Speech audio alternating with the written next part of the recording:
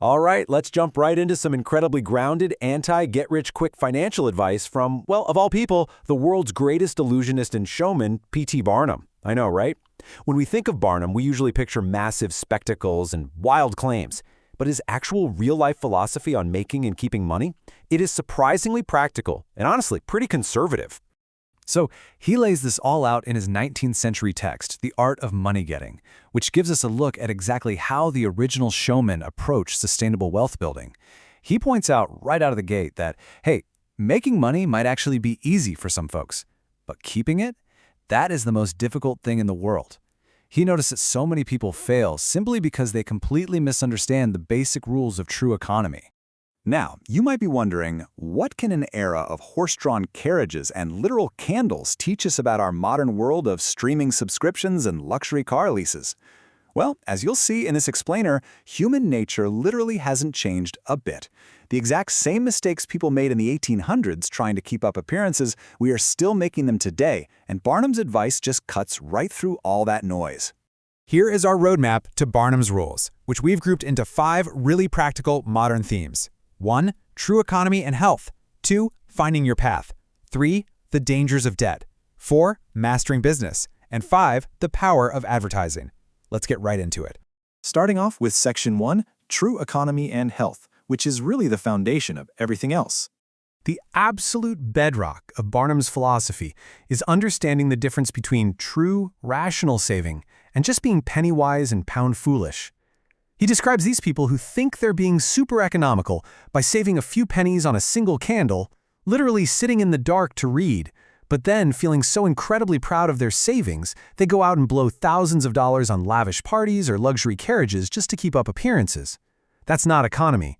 That's just a tragic misallocation of money driven by pure vanity. To cure this vanity, Barnum suggests a super straightforward exercise. Just take a few sheets of paper and write down your daily expenses in 2 columns, one for necessaries or comforts, and the other for luxuries. If you actually sit down and do this, you're going to quickly see that your luxuries cost double, triple, or even 10 times your actual comforts. It's the eyes of others, not our own needs, that ruin us financially. But listen, none of this matters if you don't have the energy to actually put in the work. Barnum insists that a clear brain is the absolute bedrock of all fortune. He specifically calls out acquired artificial appetites like tobacco and alcohol. His point is, you just can't execute a solid business plan if your brain is muddled and your judgment is warped by intoxicating drinks. Good physical health gives you the ambition and the raw force you need to actually accumulate wealth. Moving on to Section 2, Finding Your Path. This comes down to your vocation and your location. Look, even if you are perfectly healthy and incredibly thrifty, you're still going to fail if you're in the wrong lane. You cannot mistake your vocation. Barnum uses this great example. Imagine a natural-born mechanic who absolutely loves building massive, complicated machinery. If his parents force him into delicate watchmaking, he's going to hate it. He'll find every single excuse to idle away his time because the work is just repulsive to his natural genius. You have to align your daily grind with what you're naturally good at. But having the right vocation is only half the battle. You also absolutely need the right location. Barnum figured this out when he met a really sharp London penny showman back in 1858. This guy had the dirtiest, skinniest wax figures you can imagine. When Barnum pointed out that a wax figure labeled Henry VIII was incredibly skinny, unlike the famously stout king, the showman defended it with this fantastic, quick-witted logic. He said, "You would be lean and lank yourself if you sat there as long as he has." Barnum instantly recognized this guy's immense talent, but saw it was being entirely wasted in a terrible location. So he offered him a job in America where there was real opportunity, some elbow room, as he called it.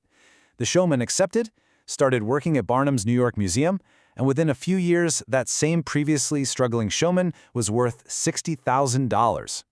The talent was always there, it just needed the right geographic market to actually thrive. Which brings us to Section 3. The dangers of debt, and why it's a completely slavish position. This is the wealth-destroying trap Barnum warns against more aggressively than anything else, the crushing weight of debt. He viewed it as absolute slavery. He famously calls borrowing for consumption working for a dead horse. It's such a vivid phrase, right? What he means is, you're out there grunting and groaning to pay off creditors for clothes or food you've already consumed. So when you finally do pay it off, you have absolutely nothing left to show for your hard work and your lost money. It quite literally robs you of your self-respect. Debt creates this incredibly dangerous snowball effect. Say you borrow money, getting trusted for a nice suit of clothes. Well, the timeline immediately starts working against you. When that 60 days runs out, you have to pay. And if you give a note on interest just to delay the payment, that interest becomes a terrible, relentless master. It works night and day, rain or shine. Your creditor wakes up richer, while you grow poorer, literally while you're sleeping. Money is a wonderful servant, for sure, but it is a tyrannical master. All right, Section 4. Mastering your business, focusing on system and caution. Once you're finally out of debt and working in the right vocation, it is time to scale your success. Barnum says you must be systematic in business, but, and this is a big but, he warns us not to overdo it. He shares this hilarious story about the Astor House Hotel, which prided itself on extreme, rigid systems. One day they were short a waiter, so they threw an untrained worker named Boots into the dining room. Because he was strictly lectured about the virtues of system and that guests must have soup first, he absolutely refused to serve a guest their fish until they finished their soup, yelling, "Not till ye have ate ye soup." The point? System is vital, yes, but blinding bureaucracy will absolutely destroy your customer experience. We have to balance our operations with the elder Rothschild's famous advice, be cautious and bold. Now that sounds like a total contradiction, right? But Barnum explains the deep wisdom here. You have to be highly cautious in your planning, analyzing every detail and every risk. But once that plan is set, you must be exceptionally bold in your execution. If you have all caution, you get paralysis and inaction. If you have all boldness, it leads to reckless ruin. You absolutely need both to succeed. Above all else, Barnum warns us to beware of outside operations.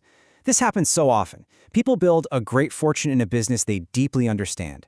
Then, their friends start flattering them, telling them everything they touch turns to gold. Believing the hype, they foolishly jeopardize their legitimately earned fortune by throwing it into speculative bubbles they know absolutely nothing about. Barnum compares this to Samson getting his hair cut. Your strength just departs, and you face sudden ruin. Just stick to what you know. Finally, we arrive at Section 5, the power of advertising. Why you have to sow before you reap. This was Barnum's true bread and butter. He believed advertising is exactly like farming. You have to sow to the public before you can ever expect to reap a harvest. Look at the unbelievable story of Genin the Hatter. To get his brand out there, Genin boldly bought the very first concert ticket for the famous singer Jenny Lind at a highly publicized auction. He paid a staggering $225 for one single ticket, which was an absolute fortune at the time. The result was explosive. Millions of people, literally from Maine to Texas, read the newspaper reports of this massive, unheard-of purchase.